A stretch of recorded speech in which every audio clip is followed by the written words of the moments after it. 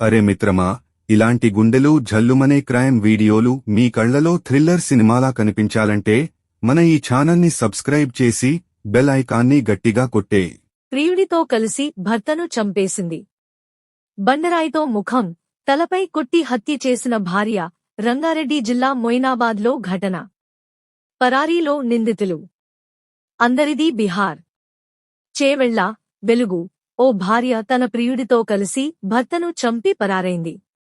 ఈ ఘటన రంగారెడ్డి జిల్లా మొయినాబాద్ మున్సిపాలిటీ పరిధిలోని అజీజ్ నగర్లో జరిగింది. అజీజ్ నగర్కు చెందిన సామల్ రాజిరెడ్డి 2 నెలల కింద డైరీ ఫామ్ ప్రారంభించాడు. అందులో పనిచేసేందుకు ఓ జంట కావాలని బిహార్కు చెందిన ఏజెంట్ పవన్ను సంప్రదించాడు. అతని ద్వారా నెల కింద రాజేష్ కుమార్, పూనందేవి దంపతులను పనికి కుదుర్చుకున్నాడు.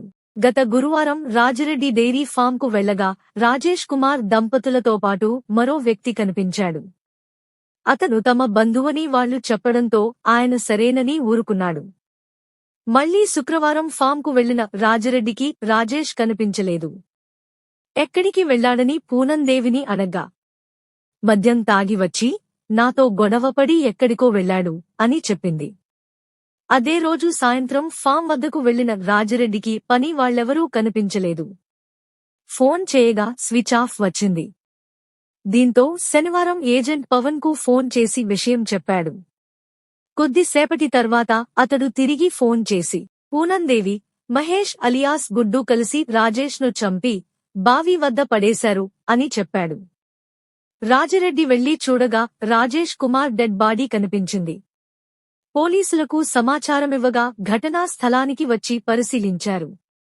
రాయితో ముఖం, తలపై కొట్టి చంపినట్లు గుర్తించారు. కేసు నమోదు చేసి దర్యాప్తు చేస్తున్నారు. పూనందేవి, మహేష్, గుడ్డు ఇద్దరూ బిహార్కు చెందినవారు. రాజేష్ కుమార్ కూడా బిహార్కు చెందినవాడే. రాజేష్ కుమార్ భార్య పూనందేవి తన ప్రియుడు మహేష్తో కలిసి భర్తను హత్య చేసి పరారైంది.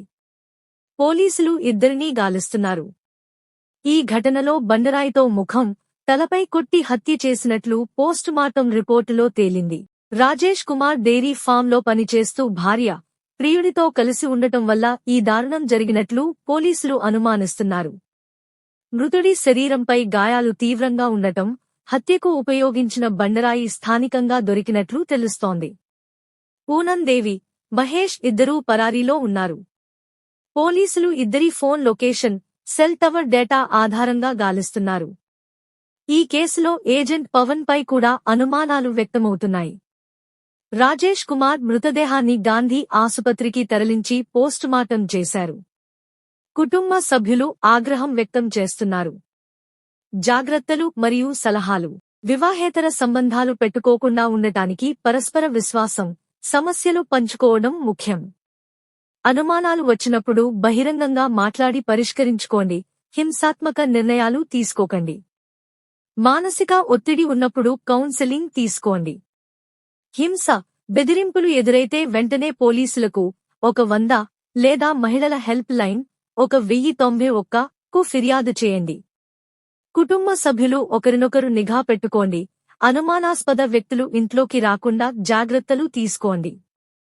మద్యం, గొడవలు ఎక్కువైతే మానసిక ఆరోగ్య నిపుణుల సహాయం తీసుకోండి.